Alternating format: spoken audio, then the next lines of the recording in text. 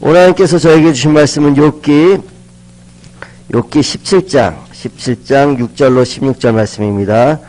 욥기 17장 6절로 16절, 제가 듣는 성경 구약 777면입니다.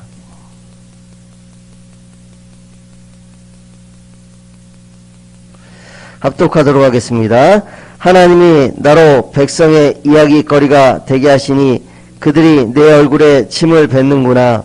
내 눈은 근심을 하여 어두워지고 나의 온 지체는 그림자 같구나. 정직자는 이를 인하여 놀라고 무죄자는 사옥한 자를 인하여 분을 내나니 그러므로 의인은 그 길을 독실히 행하고 손이 깨끗한 자는 점점 힘을 얻느니라. 너희는 다 다시 올지니라. 내가 너희 중에서 지혜자를 찾을 수 없느니라. 나의 날이 지나갔고 내 경영 내 마음에 사모하는 바가 다 끊어졌구나. 그들은 밤으로 낯을 삼고 빛이 어두운데 가깝다 하는구나.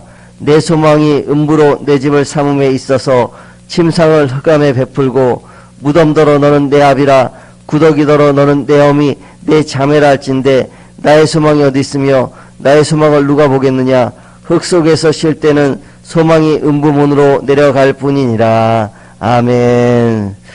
창세기 37장부터 50장에 보면 요셉의 이야기가 나오게 되집니다. 요셉이 하루는 꿈을 꾸게 되지는데 그 꿈을 이제 형들에게 이야기를 하게 되죠. 그리고 형들이 저에게 절을 할 것이라고 이야기를 하게 되지는데 그렇지 않아도 그 아버지 야곱이 이 요셉만 편애하게 되지는 것이죠. 채색 옷을 지어 입히는데 요즘 가치로 하면 약 300만 원 정도 했다고 그래요. 그 11형제에게 채색 옷을 지어 입힌 것이 아니라 요셉에게만 그 채색 옷을 지어 입혔다는 것이죠. 그러니 형들이 더 시기 질투하게 됐죠. 그리고 이 요셉이 이제 형들을 찾아가게 되지는데 형들이요 그 요셉을요 미디안 상인들에 팔아 넘기게 되죠. 은 20에 팔아 넘기게 되죠. 우리 주 예수 그리스도께서는요 은 30에 가룟 유다에 의해서 팔아 넘기게 되졌다는 것이죠. 그런데 그 요셉이 바디발 장군의 집에 팔려가게 되죠. 바디발 장군의 집에 팔려가게 되었음에도 불구하고 누가 함께 하셨을까요? 하나님께서 함께 하셨다는 것이죠. 하나님께서 형통하게 하심으로 말미암아 그 가정이 복을 받게 되지는데 그 바디발 장군이 그와 함께 계시는 하나님을 보게 되진 거예요. 그리고 하나님이 함께 하시니 이 가정이 우리 가정이 더 형통하게 되었구나. 그걸 그가 깨달아 알게 되진 거예요. 여러분 각 가정이 하나님이 함께 하시는 복이 임하게 되지고 그리고 하나님께 함께 하시는 그 복을 통해서 여러분 가정이 형통하게 되진 역사가 반드시 일어날 줄로 믿습니다. 여러분 가정이 형통하게 되진 역사를요 보게 되지면요 사람들이 그것을 보았을 때 야, 저 사람은 하나님 잘 믿으니까 저렇게 복을 받는구나. 하나님이 함께 하시는 사람은 저렇게 복을 받는구나. 그 사람들이 알게 되지고 그 사람들도 하나님을 인정하게 되진다는 것이죠. 그리고요 여러분 각 가정 각 개인에게 하나님 형통의 복이 더한 역사가 반드시 일어날 줄로 믿습니다. 그 요셉에게 함께 하시는 하나님이요 날마다 걸음걸음 인도해 주는데요 매일같이 그 바디발 장군의 아내가 유혹을 해오게 되죠. 나와 동침하자. 나와 동침하자. 그런데 그 요셉의 아내는 누가 계셨어요? 하나님이 계셨잖아요. 이 사람을 바라보는 것이 아니라 세상 형편을 바라보는 것이 아니라 위에 계신 하나님만 바라봤잖아요. 그리고 그 여인에게 이렇게 이야기를 해요. 그 집에는 하루는 아무도 없었는데 바디발 장군의 아내와 그 요셉만 있었단 말이에요. 바디발 장군의 아내가 또 유혹을 하게 되죠. 나와 동침하자고. 근데 요셉이 무엇이라고 얘기하냐면 이 집안에 있는 모든 것들은 나에게 허락되었지만 당신만은 아닙니다. 그리고 내가 어떻게 하나님께 득죄하리까? 내가 어떻게 하나님께 죄를 지을 수 있습니까? 그리고 그 자를 피해서 도망가는데 그 여인이 옷을 잡아당기게 되죠. 그리고 이 바디발 장군이 이제 들어오게 되지고 이 시브리 사람이 나를 겁탈하려고 했다고. 그리고 그 요셉이 감옥에 gat히게 되죠. 그런데 요셉이요 그 감옥 가운데 있을 때에도요 하나님께 원망과 불평을 쏟아부었을까요? 아니에요. 하나님께 기도하면서 하나님께서 부어주시는 위로와 평안과 기쁨을 얻게 되졌다는 것이죠. 그리고 그가 소망을 얻게 되고 힘을 얻게 되졌다는 것이죠. 우리 성도 여러분들 현재 상황, 형편, 장애물 바라보지 말고 주를 바라보셨으면 좋겠어요. 우리에게 날마다 희망과 소망을 주시는 분 누구세요? 하나님이라는 것이에요. 그 하나님께서 나에게 주실 일들 그리고 나에게 베풀어 주실 일들 우리 가정에 베풀어 주실 일들을 기대하고 사모하셨으면 좋겠어요. 그래야 할 때 내가 날마다 힘을 얻게 되지고 하나님께서 부어주신 은혜로 살아가게 되진다는 것이죠. 성도 여러분들 힘내시기 바랍니다. 우리와 함께 계시는 그 하나님께서 여러분들의 걸음걸음 인도하여 주실 것이고 여러분 각 가정에 세심한 마음을 부어 주실 줄로 믿습니다. 오늘 본문 말씀에 욥이요 얼마나 고난과 고통 가운데 있었는지 이 근동 지방의 사람들이 그 욥에 대해서 이렇게 이야기를 하게 되죠요. 17장 6절에 보면 하나님이 나로 백성의 이야기거리가 되게 하시니 그들이 내 얼굴에 침을 뱉는구나. 욥이 초라하다. 욥이 초라하다. 이 소문이요 다 퍼지게 되었다는 것이에요. 그러니 그 욥이 얼마나 더 괴로웠겠어요. 사람들한테 지금 위로를 얻기를 원했고 그리고 그들이 주는 말을 통하여서 평안을 얻기를 원했고 기쁨을 얻기를 원하는데 그 세 친구와 엘리바스 소발과 또 빌닷이 이 힘을 주는 말이 아니라 자신의 잣대에서 너는 지금 죄를 지었고 너희 그 자녀들도 죄를 지어서 죽게 되어졌으니 너는 바르게 삶을 사는 게 아니야. 하나님께서 너에게 지금 재앙을 내리신 거야. 얼마나 마음이 아팠을까요? 그리고 그 일들 통해서 사람들이 그를 지금 평가하고 있다는 것이에요. 욥을 평가하고 있다는 것이죠. 그리고 7절에 보니 내 눈은 근심을 하여 어두워지고 나의 온 지체는 그림자 같구나. 잠언 17장 22절에 보면 마음의 근심이 뼈로 상하게 하느니라 말씀이 있어요. 마음의 근심이 뼈로 상하게 하느니라. 우리가요 근심 걱정 염려 가운데 있으면요 내가요 몸이 점점 이렇게 처지게 되죠. 그런데 내 마음에 소망이 있으면 어떻게 되죠? 일어나게 되진다는 것이죠. 우리 조금 전에도 찬양 드렸잖아요. 마음속에 근심 있는 사람 주 예수 앞에 달려라. 슬픈 마음 있을 때라도 주 예수께 아뢰라. 우리 주님께 아뢰시길 바랍니다. 근심 걱정 염려하시는 분들이 있잖아요. 주께 아뢰시기 바래요. 그러면 그 주께서요 우리 근심 걱정을요 덜어가신다는 거예요. 363장 찬양을 드렸잖아요. 그 근심 주께 맡기시기 바랍니다. 무거운 짐을 나홀로 지고 가지 마시고요. 주께서 내 짐을 대신 져주시니 그거 주께 맡기고 가셨으면 좋겠어요. 그리할 때 이 짐이 내려진다는 것이죠. 8절 9절에 보니까요. 정직자는 이를 인하여 놀라고 무죄자는 사곡한 자를 인하여 분을 내나니 그러므로 의인은 그 길을 독실히 행하고 손이 깨끗한 자는 점점 힘을 얻느니라 라고 있어요. 사곡한 자는요 거짓되고요 바르지 않은 사람들이에요.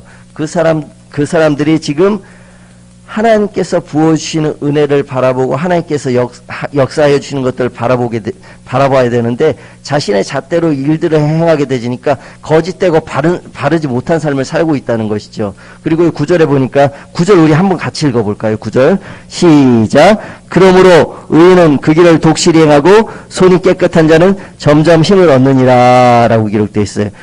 의인이라는 사람들은요 바른 길로 가는 사람, 옳은 길로 가는 사람들 이야기하는 거예요. 그 길 가는 길에요 평탄과 또한 축복만 있는 것이 아니라 고난도 있다는 것이죠. 우리 주 예수 그리스도께서 그 가시는 길이요 고난의 길이었잖아요. 고통의 길이었잖아요. 지금 사순절 기간인데 우리 주 예수 그리스도의 고난을 우리가 좀 더 묵상했으면 좋겠어요. 그분이 가셨던 길은요 가시밭길이었고 한 영혼 한 영혼을 더욱더 구원하시기 위해서 천국으로 보내시기 위해서 많은 힘듦과 어려움이 있으셨잖아요. 그런데 그 길 끝에는요 천국이 있으셨기 때문에 우리 주 예수 그리스도께서 하늘나라에 천국에 올라갈 것을 알고 계셨기 때문에 묵묵히 견뎌 이겨내실 수 있었다는 것이죠. 그러니 우리 성도 여러분들이 그 길 가심에 있어서 어떤 경우에도 흔들리지 아니하셨으면 좋겠어요. 사람 때문에 흔들리지 아니하셨으면 좋겠고 형편 때문에 상황 때문에 흔들리지 아니하셨으면 좋겠어요. 독실한 크리스찬 이런 얘기 많이 들으시잖아요. 믿음이 진실된 사람들을 독실하다고 얘기를 하거든요. 정성스러우면 하나님께 내게 있는 모든 것을 드릴 수 있는 사람들, 이 사람들 바로 독실한 사람이라고 그러는 거예요. 우리 성도 여러분들 독실한 크리스찬이 되어주셔야 할 줄로 믿습니다. 어떤 경우에도 온전히 주만 바라보셨으면 좋겠고 주님께서 가셨던 그 길 나도 가겠습니다. 주님께서 당한 고난 저도 당하겠습니다. 어떤 경우에도 믿음 잃어버리지 않겠습니다. 그런 믿음의 담대함을 가지셨으면 좋겠고 진실된 믿음으로서 살아가셨으면 좋겠어요. 나의 한마디 한마디를 통해서요 예수 그리스도가 드러날 수도 있고요 나의 말 한마디 한마디를 통해서 예수 그리스도의 영광이 가려질 수도 있거든요. 그러니 우리 성도 여러분들 더욱더 말 한마디 한마디에 진실을 담으셨으면 좋겠어요. 사람과 대화하다 보면요 이 사람이 말하는 것이 정말 진실된지 아니면 가식적인지 알 수가 있잖아요. 그러니 내 안에 예수가 있으면요 날마다 진실된 말이 나올 수 있는 거예요. 그런데 이 안에요 세상 것들을 채우면요 이 안에서 나오는 말이 정직한 말 진실된 말이 안 나온다는 것이죠. 그러니 여러분들 날마다 누구로 채워야 돼요?